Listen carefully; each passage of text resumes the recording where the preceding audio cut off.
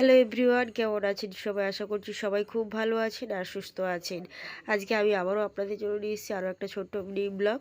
তো ভালো লাগলে লাইক করে দেবেন, শেয়ার করবেন, সাবস্ক্রাইব করবেন প্লিজ।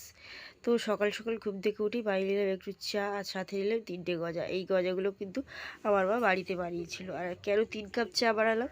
কারণ আজকে সকালে আমার মা চলে গেছিলো একটু ডক্টর দেখাতে, অনেক দূরে গেছিলো। তো ওই জন্য আমি, দিদি, বাবা তিনজনে খাবো বলে 3 কাপ চাই বানিয়েছিলাম।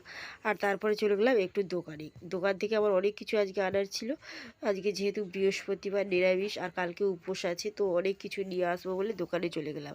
আর এই দোকানটা ছিল আমার বাড়ি থেকে অনেকটা কাছে। আগের দিন যে দোকানটাতে গেছিলাম ওটা বাড়ি থেকে একটু দূরে ছিল, এটা একটু কাছে হয়। এই দোকানটা তাড়াতাড়ি বন্ধ হয়ে গেছিলো বলে ওই দোকানটা গেছিলাম, নাহলে এই দোকানটাতে যাই। তো বাড়ি এলাম, একটু তাড়াতাড়ি রান্নাটা বসিয়ে দেবো, কারণ আকাশের অবস্থা একদমই ভালো নেই আর আজকে মা বাড়িতে নেই। তো রান্নাটা করব, আজকে আমি রান্নাটা করব। দিদির শরীরটা খুব একটা ভালো নেই, মাও বাড়িতে নেই, তাই রান্নাটা আজকে আমাকেই করতে হবে। সমস্ত কিছু আজকে নিরামিষ রান্না করব, যেহেতু আজকে বৃহস্পতিবারও আছে আর তাছাড়া কালকে উপোসও আছে। উপোসের আগের দিন তো আমি নিরামিষ খাই। এইদিকে দিদি সমস্ত সবজিগুলো কেটে দিল আর আমি দোকান থেকে এসে ভাতটা বসিয়ে দিয়েছি। তারপর ভাতটা হয়ে গেলে সমস্ত রান্নাটা একে একে করব। তরকারিটা বসিয়ে দিয়েছি আর বেগুনটা আগে ভেজে নিয়েছি, বেগুনটা ভেজে রেখে দিয়েছি। আর আজকে বানাচ্ছি একটা নিরামিষ তরকারি, যেহেতু আজকে বৃহস্পতিবার আছে, আমাদের বাড়িতে সবাই নিরামিষ খায়। আর তাছাড়া কালকে শিবের উপোস আছে, আমি উপোসটা করি, তো ওই জন্য আজকে নিরামিষ খাবো। আর আজ রাত 12টার মধ্যে যা খাবো খাবো, এরপর তো আর আমি কিছু খাবো না। সেই শনিবার সকালবেলা ভোরবেলা পুজো দিয়ে এসে খাবো। কাল সারাদিন আমি আর কিছুই খাবো না। তো পুজোটা আমার কালকে আছে বলে আজকে মেনলি নিরামিষটা খাই। আর তাছাড়া বৃহস্পতিবার এমনিতেই আমাদের বাড়িতে নিরামিষ হয়েই যায়। ভিডিও তো আমি খুব একটা ভালো এডিট করতে পারি না, কথাও খুব একটা ভালো বলতে পারছি না, জড়িয়ে জড়িয়ে যাচ্ছে। তারপরে ট্যাগ ডেসক্রিপশানও খুব একটা ভালোভাবে লিখতে পারি না। তবুও যে আপনারা আমার ভিডিওগুলো দেখছেন, লাইক করছেন, তার জন্য আমি আপনাদের কাছে অনেক কৃতজ্ঞ। আমি আপনাদের জন্য ভালো ভালো কন্টেন্ট বানাবার চেষ্টা করছি। আমি তো এত কিছু বানাতে জানি না, ট্যাগ ডেসক্রিপশান বলুন, এডিট বলুন, এগুলো আমি কিছু জানতাম না, আমাকে কেউ শেখায়নি। আমি তো এডিট করা থেকে আরম্ভ করে সব কিছু ইউটিউবের চ্যানেল দেখে দেখেই করেছি। আরও করব ভালো কিছু, অবশ্যই আপনারা আমাকে সাপোর্ট করবেন, দেখবেন আমি ভালো ভালো কিছু হয়তো করতে পারবো মনে হচ্ছে।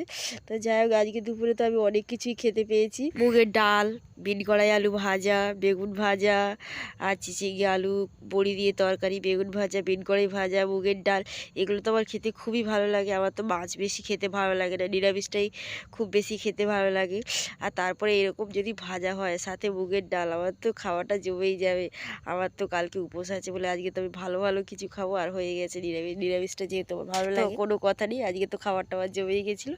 আর তারপরে একটু জল আনতে গেলাম বিকালের দিকে, মেঘলা করেছিল, আজকে সারাদিনই মেঘলা করে রয়েছে, মনে হচ্ছে বৃষ্টি আসবে। আর আজকে তো সারাদিন একটুও রোদ ওঠেনি, ভালো লাগে না আমার এরকম।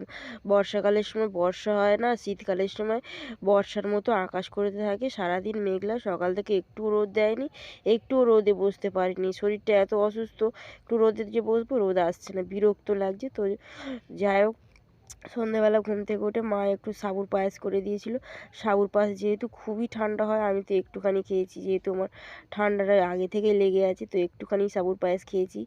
আর তারপরে একটু ডাবর চ্যবনপ্রাশ খেয়েছি। ডাবর চ্যবনপ্রাশ তো আজকে সারাদিন খেতে আমার মনে ছিল না, যেহেতু আমার একটু বেশি কাজ করতে হয়েছে। মা আজকে বাড়িতে ছিল না, দিদিরও শরীর খুব অসুস্থ, ঠান্ডা লেগে, তাই আমি একটু ডাবর চ্যবনপ্রাশ খেলাম সন্ধ্যেবেলার দিকে। আর তারপরে একটু আজকে পড়াশুনো করেছি। আর পড়াশুনো বলতে, পড়াশুনো করে নিয়ে একটু অঙ্কও করেছি, অনেকদিন অঙ্কটা করা হয়নি, তো আজকে মনে করে অঙ্কটা করছি। শরীর অসুস্থ থাকলেও কী হবে, পড়াশুনো তো করতেই হবে, কিছু তো করার নেই। কী করবো বলুন বন্ধুরা, পড়াশুনো তো করতেই হবে, চাকরি পেতে গেলে তো পড়তেই হবে। যে কোনো কিছুর জন্য কনসিস্টেন্সিটা তো বজায় রাখতেই হয়, না হলে তো কিছু অ্যাচিভ করা যায় না।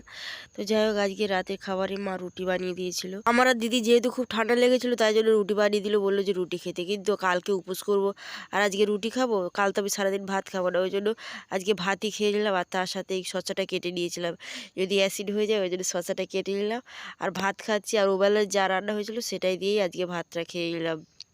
রুটি খেলে ভালো হতো, কিন্তু কি করব, উপায় নেই। আর আজকে যদি এই ভিডিওটা আপনাদের ভালো লাগে তাহলে একটু লাইক করে দেবেন, শেয়ার করবেন বন্ধুদের সাথে। আর এতক্ষণ ভিডিওটা ওয়াচ করার জন্য আপনাদের সবাইকে thank you so much. Tata, bye by.